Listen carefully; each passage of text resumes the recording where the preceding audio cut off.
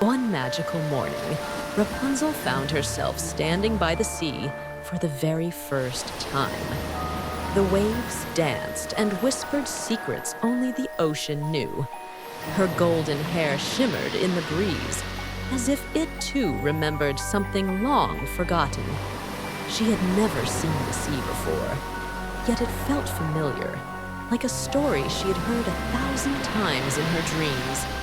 The sound of the waves, the salty wind, the endless horizon. It felt like home. Rapunzel walked along the shore, her bare feet sinking into the soft sand. She followed trails of seashells and watched little crabs scurry across the rocks. Every step filled her with wonder, as though the sea had been calling her all along. Then, something shimmered. Just beyond the waves, a sparkle rose from the water like a beam of light. Rapunzel shielded her eyes from the sun and watched, heart racing, as the water rippled with magic. A moment later, the sea parted gently, and from it emerged a girl. But not just any girl. A mermaid, with a tail that glistened like sunlight on water, and long golden hair that flowed like silk. Rapunzel gasped. The mermaid looked just like her.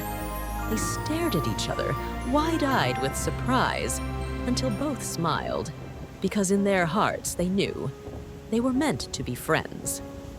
The mermaid swam closer and rested on a sun-warmed rock.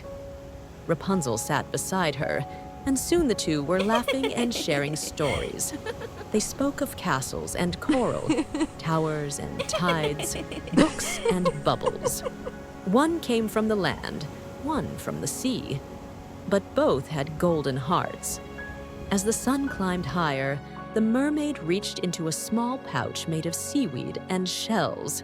She pulled out a glowing conch shell, its center swirling with blue light.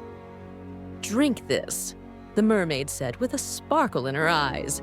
"Just one sip, and you can visit my world beneath the waves." Rapunzel hesitated, but her heart knew the answer. She brought the shell to her lips and took a sip. In an instant, the magic swirled around her. Her legs shimmered and changed, becoming a beautiful, silvery tail. Rapunzel was a mermaid. Hand in hand, the two girls dove beneath the surface. They swam through coral gardens glowing with color, past sleepy sea turtles and playful dolphins. They danced through shimmering schools of fish and explored crystal caves lit with pearls. Rapunzel laughed like never before. The sea welcomed her with open arms. She felt free, like she was part of something ancient and beautiful. But just as they reached a castle made of coral and light, everything began to fade. Rapunzel opened her eyes. She was back in her tower, a book in her lap, morning sunlight streaming through the window. Was it all just a dream? She wondered. But her hair still smelled faintly of salt and sea breeze, and in the folds of her book there was a single shimmering scale. With a soft smile, Rapunzel reached for her notebook. She dipped her quill in ink and began to write. "The day I met my golden-haired friend from the sea." Because every dream begins with a story, and some dreams are more real than we ever imagined.